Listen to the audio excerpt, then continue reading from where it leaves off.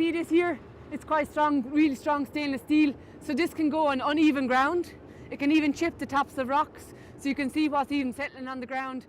Unlike the grab, which you mightn't be able to grab there, or some of the trawls where the ground has to be fairly even and can rip the nets, this can go on a lot more different types of surfaces, even to test it out. You can see here the first mesh size. There's two different mesh sizes, and the first size is 2mm and the next is 5.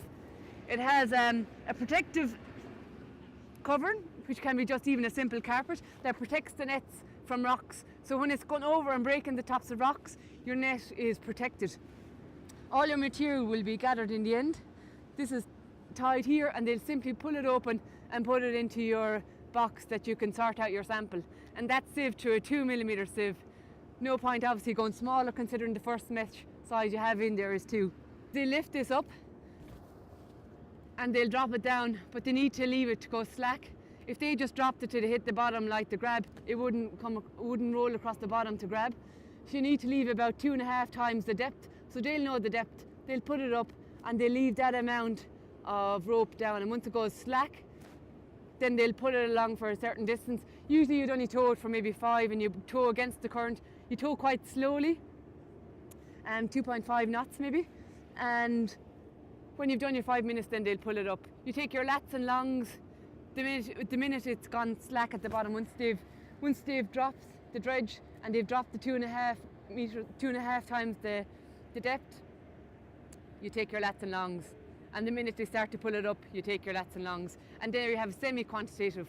This now will give you more idea of the different type of animals, the more mobile animals that you wouldn't catch in the grab. You get the animals like crabs, and you get big starfish, things that can move out of the way. It gives you more idea of the flora and fauna in the expanse of the habitat that you're looking at. Okay, so this data, along with the grab, gives you a lot more information on what you're surveying. In some of the surveys, what they'll say is you do 3 replicates and 3 5-minute tows in an area. But it's a much broader area, yeah. Whereas the grab would be pretty much quite close together. This could be within a bigger diameter of area that you would do your... It's French, it's a Rallier-du-baty. Yeah. There's a different type of square dredge which is normally used, there's one just over there that I'll show you that's twice as wide as it is depth. But that can fail, that can topple. Whereas even if this turns, it's still dredging. It's a little bit of trouble with this one in that it gets caught in the mud quite a lot. But it has a safety release valve there if it gets stuck, that it has a weak link that'll snap, so they'll be able to retrieve it. Always important if you get something stuck that you have a weak link that you can bring your gear back up to safety, fix it and maybe go and dredge again. It's semi-quantitative because you know when you put it down, you know it's going for 5 minutes at 2.5, so you know the distance is covered, so you can calculate the area. This the MI love, and they brought it in for monitoring all their sites, so now this is the one to use, even though a lot of Europe have stopped using it.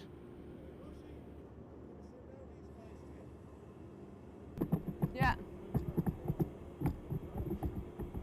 Do you know what we're going to do? We're going to take this sample and sieve it, because you're kind of cheating, because you've nothing to sieve.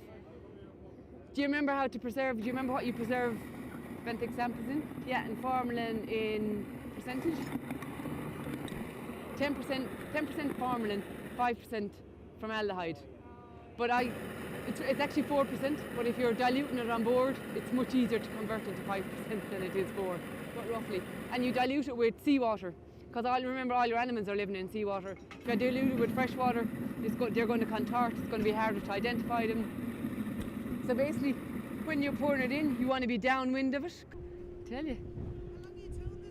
One of the things you can do with the dredge as well, if you pull it up like this, what we often do is put it back in the water and tow it for another 10 minutes, because you're going to be you're going to be half the day trying to wash this. But that's lucky because it's on a 2mm sieve, so it's a bit better. That one is half as deep as it is wide.